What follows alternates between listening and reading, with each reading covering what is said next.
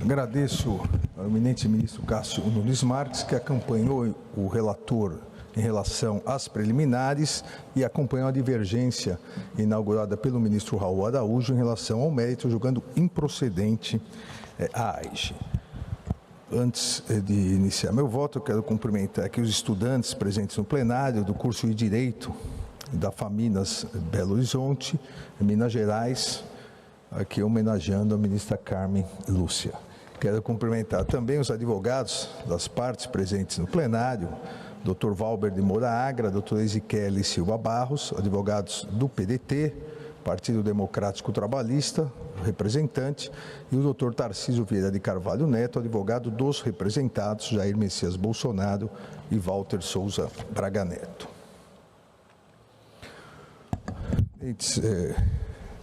Colegas, eu também juntarei voto por escrito. Eu vou fazer um resumo, espero sucinto, do meu voto em relação às diversas preliminares já suscitadas pela defesa. Eu acompanho integralmente o voto do eminente relator, por suas razões, hoje reforçadas tanto pela eminente ministra Carmen Lúcia quanto pelo ministro Cássio Nunes Marques. Assim, rejeito as preliminares suscitadas. No mérito, isso já foi relembrado várias vezes, mas só a fim de facilitar o encadeamento do raciocínio, o objeto da presente AIGE consiste na acusação de ocorrência de abuso do poder político, uso indevido dos meios de comunicação, e essa diversidade é importante, e a partir disso a prática de conduta vedada realizadas pelo então presidente Jair Messias Bolsonaro, pré-candidato à época à reeleição, na reunião ocorrida em 18 de julho de 2022 no Palácio da Alvorada.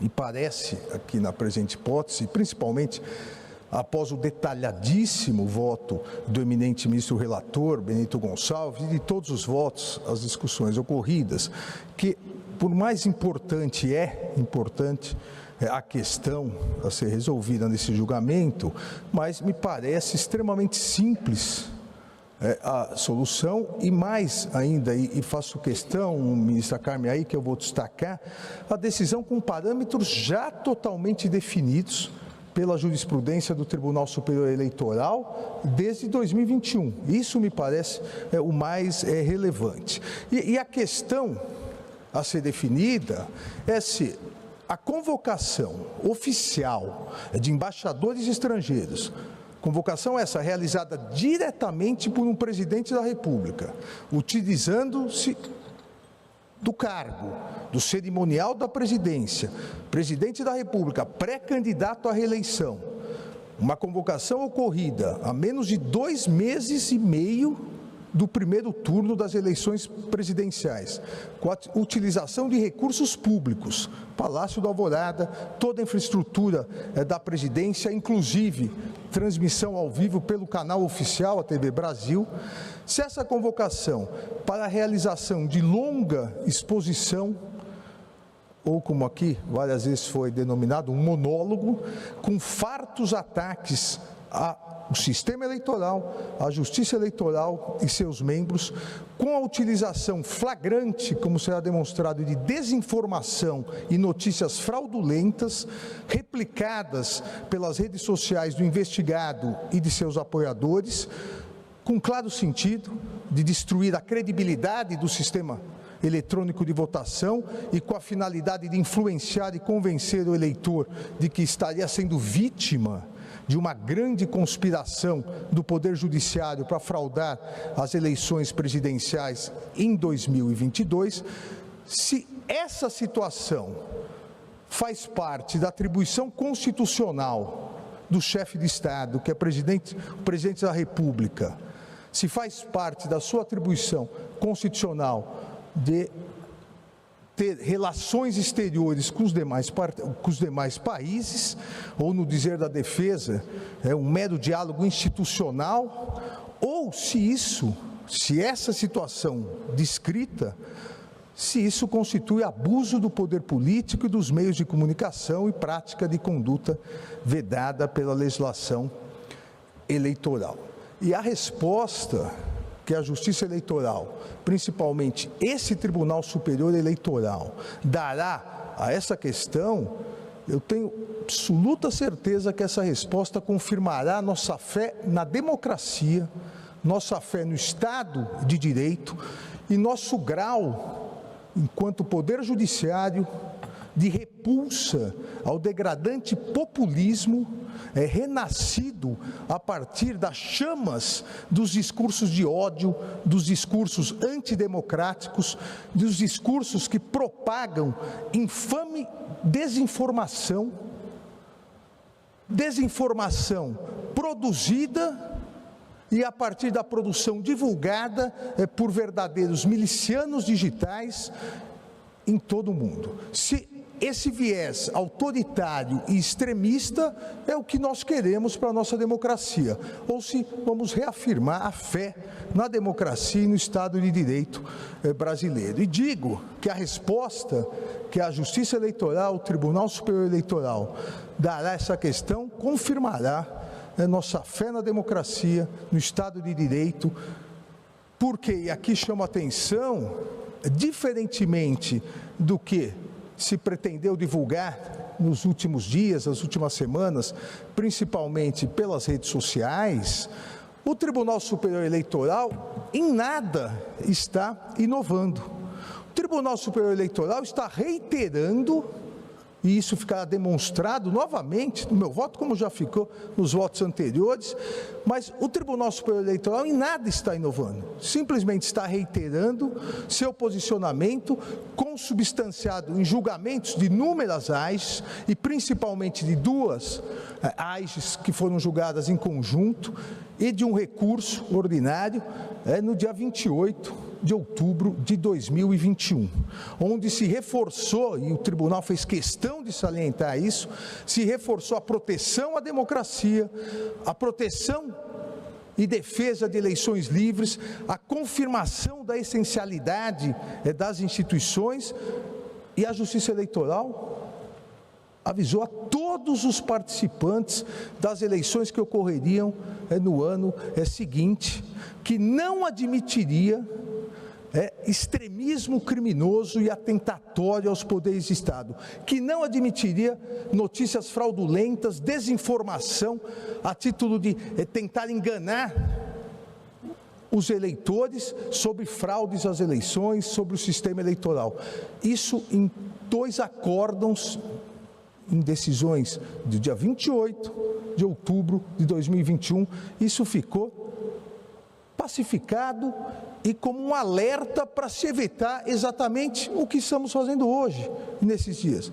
Se evitar que o descumprimento do que já era pacífico gerasse a inelegibilidade daqueles que insistissem em praticar esses ilícitos eleitorais. Nenhum pré-candidato, nenhum candidato, e especialmente o investigado nessa AIGE, Jair Messias Bolsonaro, poderia alegar desconhecimento sobre o posicionamento desta Corte Eleitoral, das principais premissas que deveriam ser observadas, em observância também à Constituição e à legislação, para as eleições de 2022. E digo isso porque nas AIGes julgadas no dia 28 de outubro, o investigado era o mesmo investigado na presente AIGe. A época, então, presidente, hoje ex-presidente Jair Messias Bolsonaro. Então, não há como se alegar desconhecimento do que seria abuso do poder político, do que seria abuso nos meios, abuso e uso indevido dos meios de comunicação. Porque a Corte já havia definido isso. A Corte havia definido de forma pública e definido para todos os candidatos, independentemente de partido, independentemente de ideologia, todos os pré-candidatos e depois candidatos tinham consciência dos parâmetros estabelecidos e que deveriam ser rigorosamente observados nas eleições de 2022. O primeiro parâmetro: julgamento do recurso ordinário eleitoral de relatoria do ministro Luiz Felipe Salomão, já citado aqui, onde foi cassado o diploma e declarada a inelegibilidade de candidato a deputado estadual eleito. O Tribunal Superior Eleitoral, e é isso que importa, a meu ver, o Tribunal Superior Eleitoral decidiu que agentes públicos que realizassem ataques fraudulentos, mentirosos, ao sistema eletrônico de votação, para iludir o eleitor sobre uma fraude inexistente, disseminando essa desinformação, gerando incertezas sobre a lisura do pleito em benefício eleitoral, que isso consistiria em abuso do poder político. E isso geraria cassação e inelegibilidade. Vejam, a definição foi feita. A definição do fato que levaria a cassação e inelegibilidade já estava prevista desde 2021, quando o agente público, qualquer que fosse, se utilizasse da sua prerrogativa para tal propósito, para indevidamente usar os meios de comunicação, inclusive as redes sociais. Então, o Tribunal Superior Eleitoral, e esse é o segundo ponto, fixou também, e aí nas AIGES, também de relatoria do então corregedor, ministro Luiz Felipe Salomão, fixou nas AIGES que a internet, incluídas as aplicações tecnológicas de mensagens instantâneas, todas as redes, inclusive, aqui se refere ao WhatsApp, enquadrariam-se no conceito de veículos ou meios de comunicação social, a que alude o artigo 22 da Lei Complementar 64. Ou seja, nenhum candidato, nenhum pré-candidato, e principalmente o investigado na presente AIGE, porque era um investigado nas AIGES, ninguém poderia alegar surpresa, porque já estava definido o que seria o abuso nos meios de comunicação, incluindo as redes sociais, e já estava definido que seria abuso do poder político se utilizar do cargo para falsamente, de forma mentirosa, acusar de fraude o sistema eleitoral. As premissas estavam pré-fixadas para todos que pretendessem concorrer às eleições de 2022. Seria desvio de finalidade a utilização do cargo público para a realização de ataques ao sistema eleitoral, com acusações mentirosas de fraude nas eleições, por manipulação nas urnas eletrônicas e, na sequência, porque isso é um modus operandi, na sequência, a propagação por meio das redes sociais para levar essa dúvida e insuflar o eleitorado contra os demais candidatos e contra a justiça eleitoral. Isso estava pacificado que levaria qualquer pré-candidato ou candidato que assim atuasse, isso levaria à sua condenação por abuso de poder político e uso indevido dos meios de comunicação, com a consequente cassação, quando possível, e o registro e a inelegibilidade. E foi muito importante a fixação desses parâmetros, como é muito importante a reafirmação desses parâmetros no julgamento de hoje, foi importante para as eleições de 2022 e será importante para as eleições de 2024, 2026 e assim por diante, para que pré-candidatos e candidatos não se utilizem dos seus cargos públicos para disseminar notícias fraudulentas sobre o sistema eleitoral, sobre a fraude das urnas, aproveitando depois para disseminar desinformação via mecanismos de redes sociais, para com isso atingir o eleitor. Isso é importante, essa definição e hoje essa reafirmação é importante para a proteção da lisura das eleições e da plena isonomia entre todos os candidatos. Não importa qual candidato, não importa qual ideologia, o Tribunal Superior Eleitoral, ele não se preocupa com quem é o candidato, quem é o pré-candidato ou qual é a ideologia. Se preocupa que haja lisura nas eleições e um tratamento isonômico em relação a todos os candidatos. Olha, a partir dessas premissas, que já estavam fixadas e reafirmadas, principalmente desde outubro de 2021, o que fez o primeiro investigado, Jair Messias Bolsonaro, na condição de presidente da República? Ele organizou e promoveu em 18 de julho de 2022, com auxílio do cerimonial do Palácio, aqui foi dito várias vezes, o Itamaraty não participou, o então chanceler reafirmou isso. Se o Itamaraty não organizou, e que seria, e a ministra Carmen Lúcia até trouxe o decreto que determina isso, seria competência do Itamaraty. Mas se o Itamaraty não realizou, talvez a Casa Civil tenha organizado. E o eminente ministro relator, com o zelo e o cuidado necessário, ouviu o então chefe da Casa Civil, ministro-chefe da Casa Civil, senador Ciro Nogueira, que também não organizou e mais, disse que era contrário à realização dessa reunião. Então foi o próprio presidente que organizou, com o cerimonial do Palácio, a toque de caixa, determinou que 2 dias antes, isso consta nos autos, uma reunião com altos representantes diplomáticos, determinou que a TV Brasil transmitisse e, a partir disso, no modus operandi que, lamentavelmente, segue e seguiu durante todo o mandato, as redes sociais divulgassem a desinformação produzida nessa reunião. Veja, de oficial, só o desvio de finalidade praticado pelo então presidente da República, porque o Itamaraty não só não organizou, não foi avisado e não participou. A Casa Civil é da mesma forma. A Secretaria de Assuntos Estratégicos também não. Foi ouvido, o ex-ministro Almirante Flávio Rocha também não participou. Algo eleitoreiro. Um monólogo eleitoreiro. Pauta da reunião definida exclusivamente pelo primeiro investigado, presidente, então presidente da República, Jair Messias Bolsonaro, uma pauta dele, pessoal, eleitoral, num período, repito, há 2 meses e meio, faltando para o primeiro turno das eleições. E qual foi essa pauta?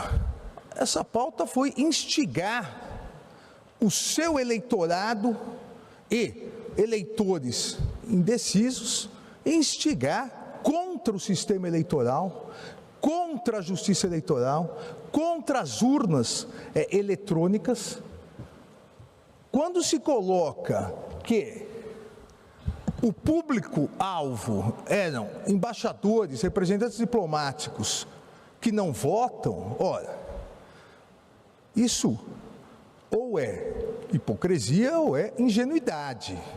Na verdade, todo o mise-en-scène, toda a produção foi feita para que a TV Brasil divulgasse, mas mais do que isso, para que a máquina existente de desinformação nas redes sociais multiplicasse essa desinformação, para que chegasse diretamente ao eleitorado, como chegou, e nos autos se coloca isso, quantos twitters, quantos e as demais redes, pessoal e dos seus apoiadores, seguindo um procedimento aqui que já havia sido identificado em várias outras oportunidades. E isso foi bem destacado também no parecer que deixo de ler pela celeridade do vice-procurador-geral da República, o professor Paulo Gonet. Ora, diz a defesa que isso foi no exercício das competências constitucionais de representação diplomática que tem o chefe de Estado, num diálogo institucional. O presidente da República, num presidencialismo, sabemos todos, é o chefe diplomático do país. É a ele realmente que compete, dentro das suas competências constitucionais, as relações exteriores com os demais países. Isso da Constituição norte-americana de 1787, a qual o Brasil, desde 1891, diríamos, aderiu ao sistema tripartite de poder com presidencialismo. Então, no Brasil republicano, não há dúvida sobre isso. É que a diplomacia deve ser feita pelo chefe do poder executivo, pelo presidente da República, com auxílio, logicamente, do seu ministro das Relações Exteriores, do Itamaraty, mas faz parte, e não há dúvida aqui, que faz parte das funções presidenciais. O presidente é realmente o chefe das relações exteriores dentro da múltipla chefia que existe no presidencialismo.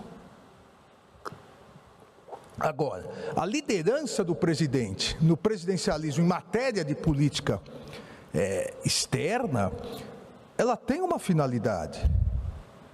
E a finalidade, aqui é importante destacar, são dois setores complementares. A formulação da política externa e a condução do relacionamento com os diversos países, inclusive os embaixadores. Ora, basta assistir o vídeo, basta ler a transcrição da reunião para ver que nenhuma dessas funções relacionadas à condução da política externa foi realizada nessa reunião. Basta analisar o vídeo, basta depois, poderiam ter sido como 2 embaixadores, até publicaram nota depois de repulsa, para verificar que o desvio de finalidade é patente, foi patente. Começa, e eu também pela celeridade não vou ler, mas começa com uma autopromoção. Começa com uma autopromoção de que foi militar, que gastou tanto na campanha, que 15 anos no exército, que junta multidões. Veja, qual o interesse das relações internacionais nisso? E depois parte para divulgação de mentiras. Notícias absolutamente fraudulentas. Não são opiniões. Não são opiniões possíveis. São mentiras. São notícias fraudulentas. Abre aspas, teria muita coisa a falar aqui, mas eu quero me basear exclusivamente em um inquérito da Polícia Federal, inclusive inquérito que o investigado, então presidente, quebrou o sigilo e a investigação na Polícia Federal, um inquérito na Polícia Federal que foi aberto após o segundo turno das eleições de 2018, onde um hacker falou que tinha havido fraude por ocasião das eleições, falou que tinha invadido tudo. Mentira! Tudo começa ainda, entre aspas, tudo começa nessa denúncia que foi de conhecimento do Tribunal Superior Eleitoral, e o hacker diz claramente que ele teve acesso a tudo dentro do TSE. Mentira! Todos sabemos, primeiro, que as urnas são offline, as urnas não são online. Tudo querendo insinuar fraude. Segundo o TSE, ainda, o investigado, os hackers ficaram por 8 meses dentro dos computadores do TSE, com códigos-fonte, com senhas e muito à vontade dentro do TSE. Mentira! Assim como é mentira quando diz que o código-fonte não foi divulgado. O código-fonte ficou 1 ano para todos os partidos políticos, todas as organizações, Ministério Público, Polícia Federal, Forças Armadas. Outra mentira, um encadeamento de mentiras, de notícias fraudulentas.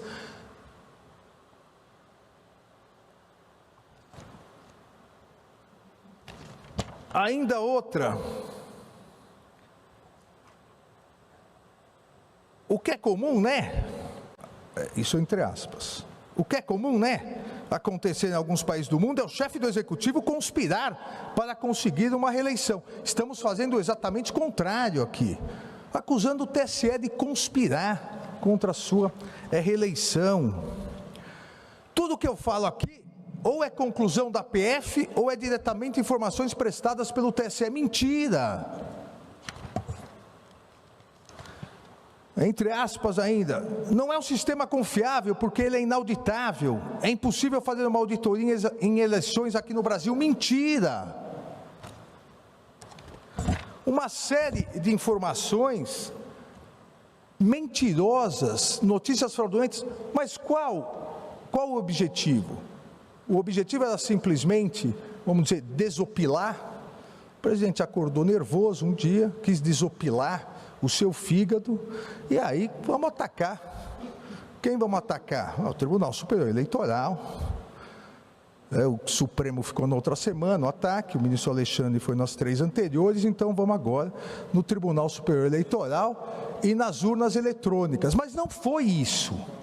Um encadeamento, uma produção cinematográfica com a TV Brasil, com vídeos das reuniões, para imediatamente, em tempo real, e na sequência até a eleição, as redes sociais bombardearem os eleitores com essa desinformação no sentido de angariar mais votos, angariar mais eleitores com esse discurso absolutamente mentiroso e radical.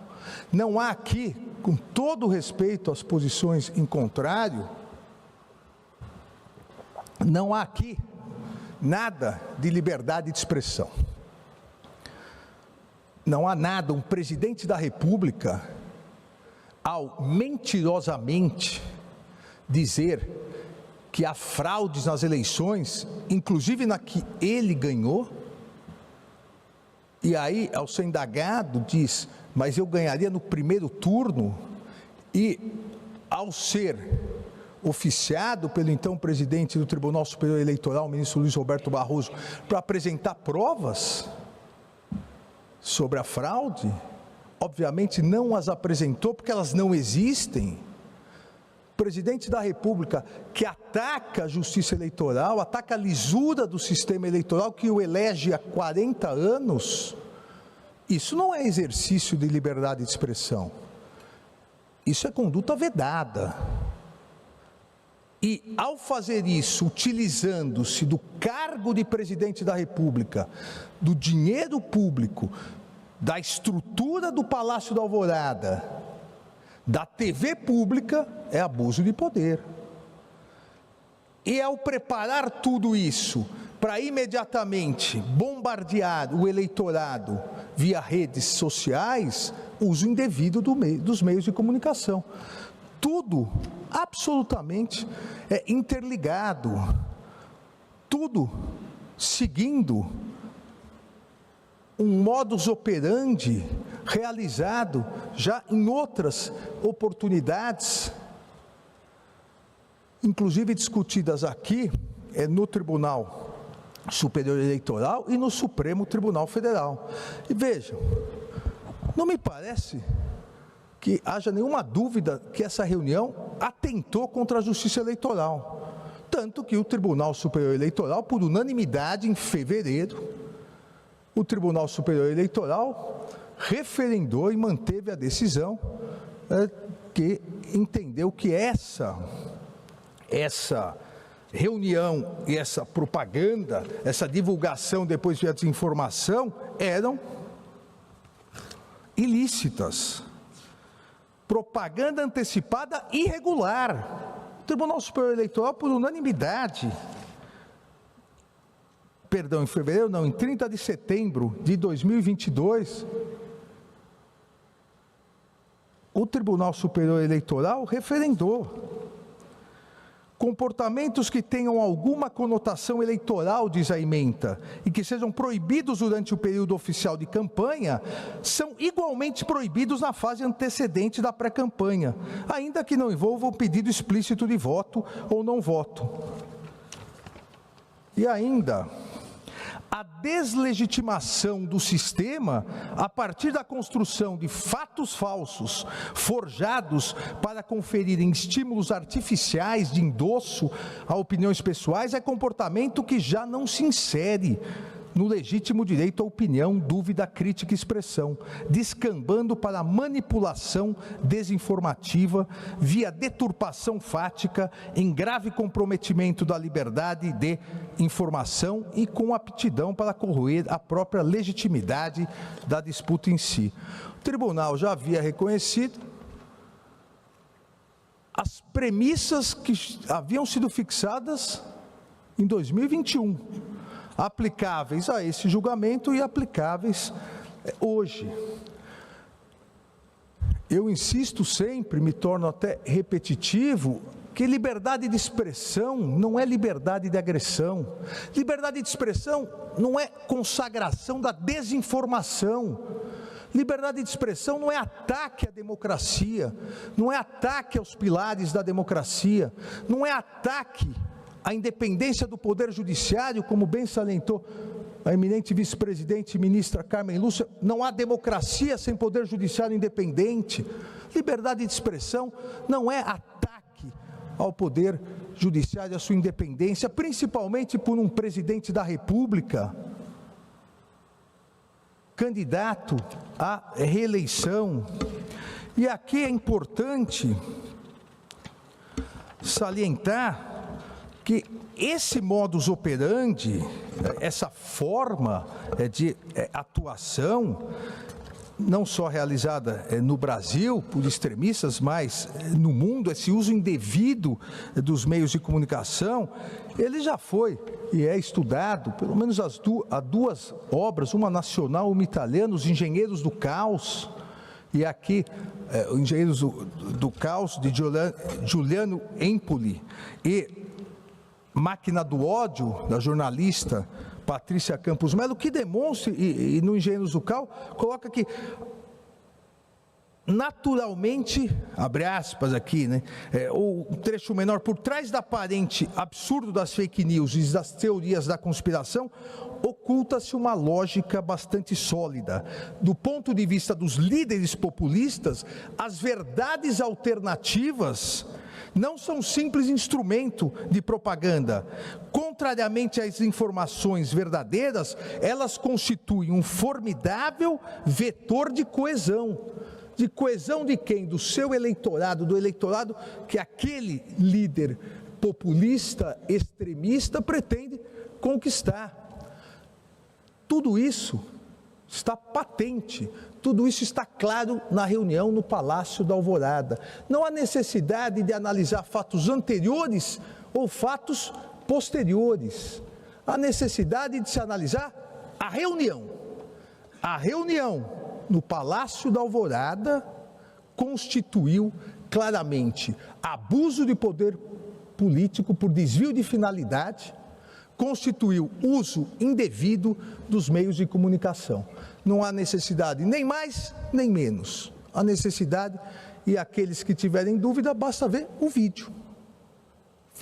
E a partir das provas, verificar que foi o presidente, na condição de pré-candidato à sua reeleição, que convocou, que organizou e que num monólogo atacou o que já estava pacificado em 28 de outubro de 2021, seria abuso de poder político.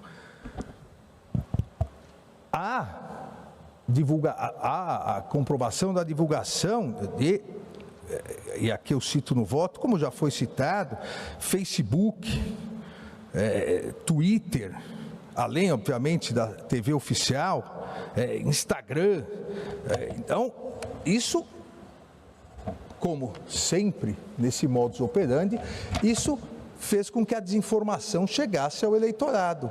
Se produz, e esse é o mecanismo internacional e nacional de ataques à democracia. Você produz uma notícia com verniz de veracidade, olha, o eleitor vai dizer, mas é numa reunião, era o presidente no Palácio da Alvorada, com embaixadores.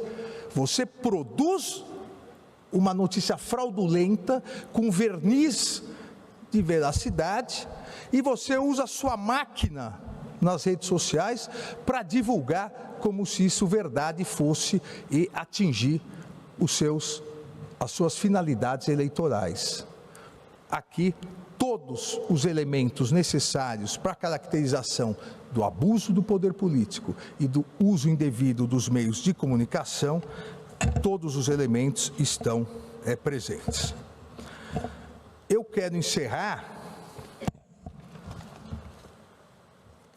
aqui ressaltando e reafirmando novamente,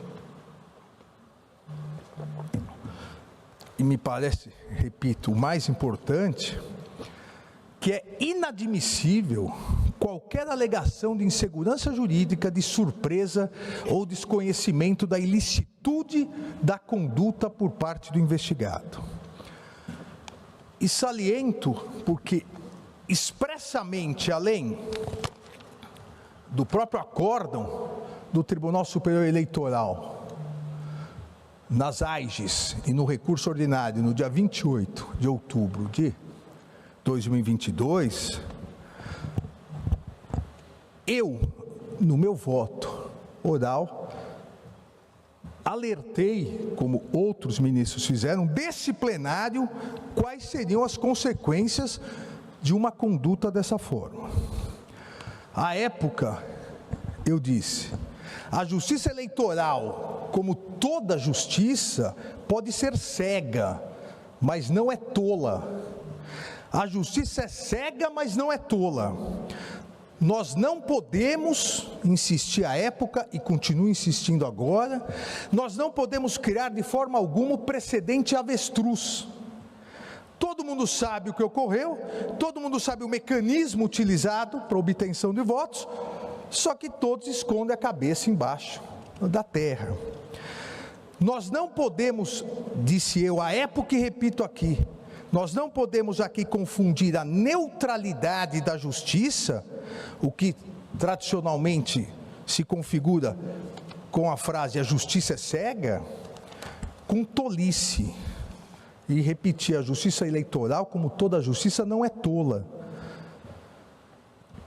É muito importante, salientei à época, que o julgamento criasse o precedente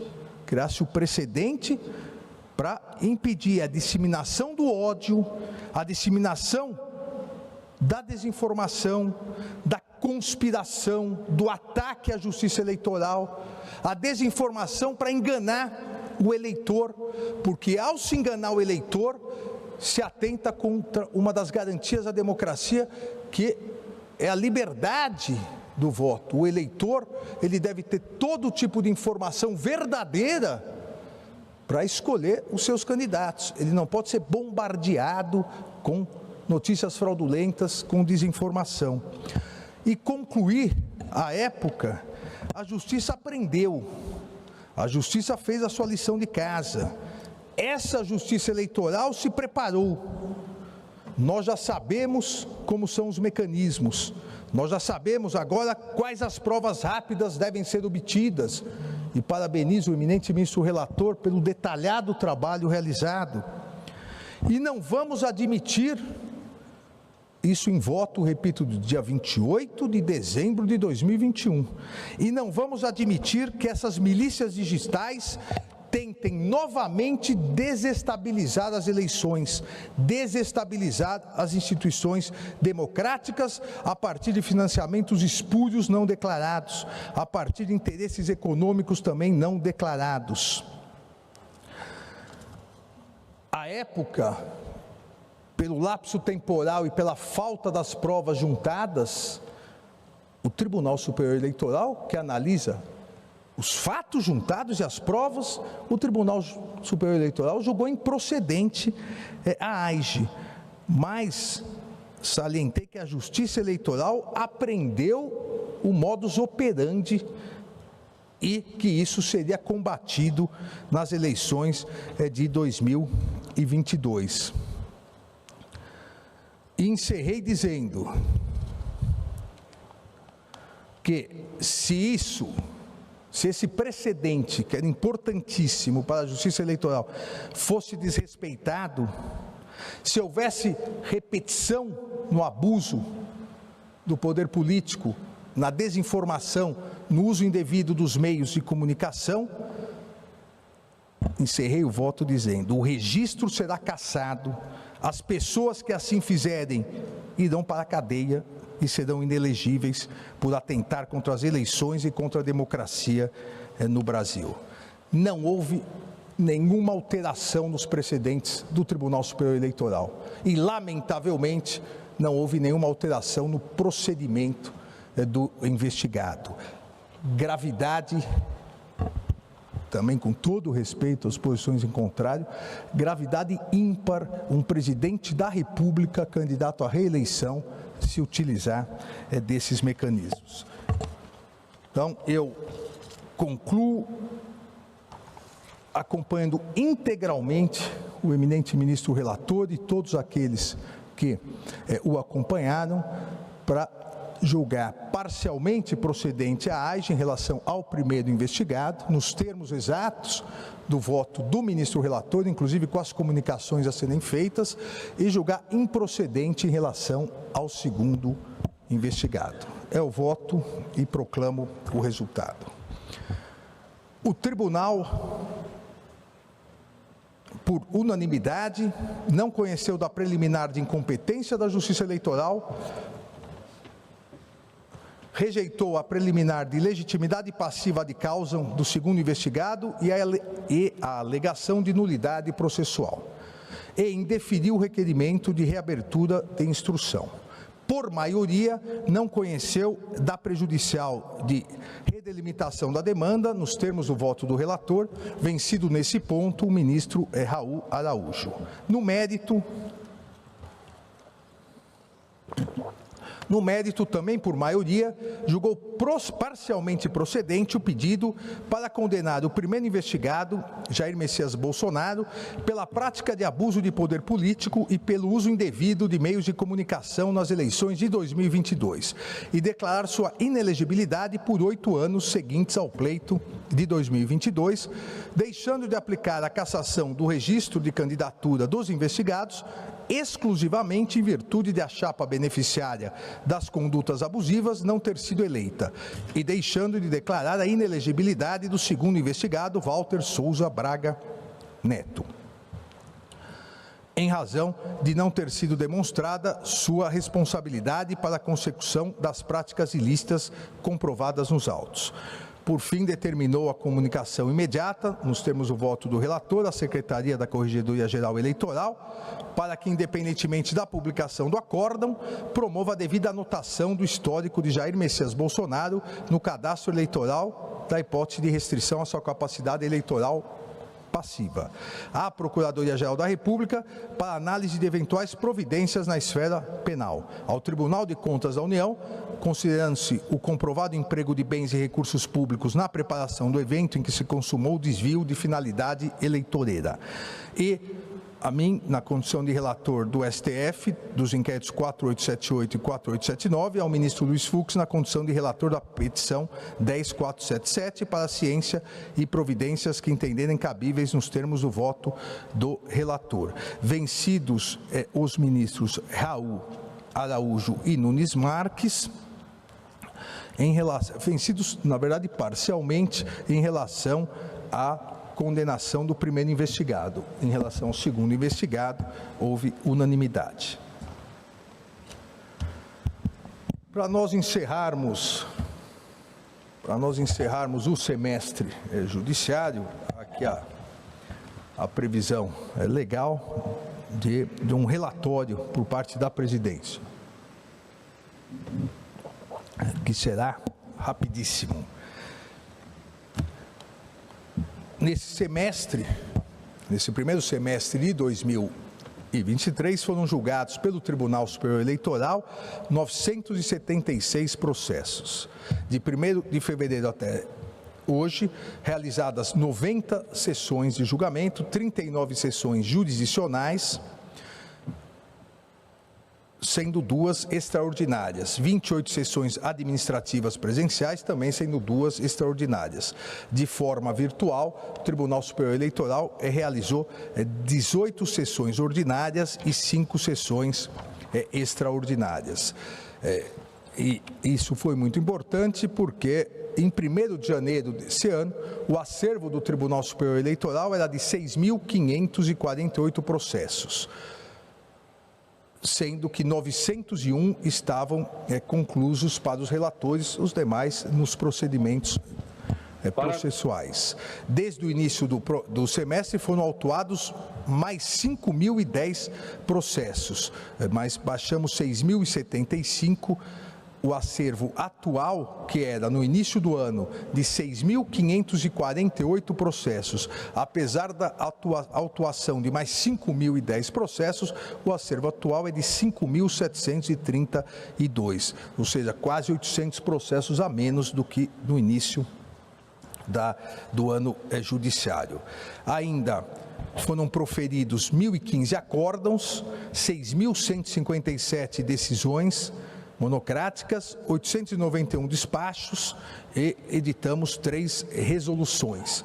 Saliento aqui a última resolução, importantíssima, de apoio da Justiça Eleitoral, pela primeira vez no país todo, junto com os tribunais regionais eleitorais. O Tribunal Superior Eleitoral irá apoio às eleições de membro do Conselho Tutelar em todo o território nacional. Será realizada no 1º domingo de outubro desse ano. Eu quero agradecer aqui a todos os eminentes colegas, a minha vice-presidente, ministra Carmen Lúcia, ao ministro Cássio Nunes Marques, ao ministro Benedito Gonçalves, corregedor-geral eleitoral, ao ministro Raul Araújo, que nos ouve e nos vê por teleconferência, ao ministro Floriano da Azevedo Marques, ao ministro André Ramos Tavares, a todos os advogados, advogadas, aos servidores, agradecer ao Ministério Público, a quem passarei a palavra na sequência, ao Ministério Público, agradecer o apoio institucional ao Tribunal Superior Eleitoral para que nós pudéssemos, como fizemos, cumprir a nossa missão constitucional de julgar as questões eleitorais e garantir a democracia no Brasil. Passo a palavra,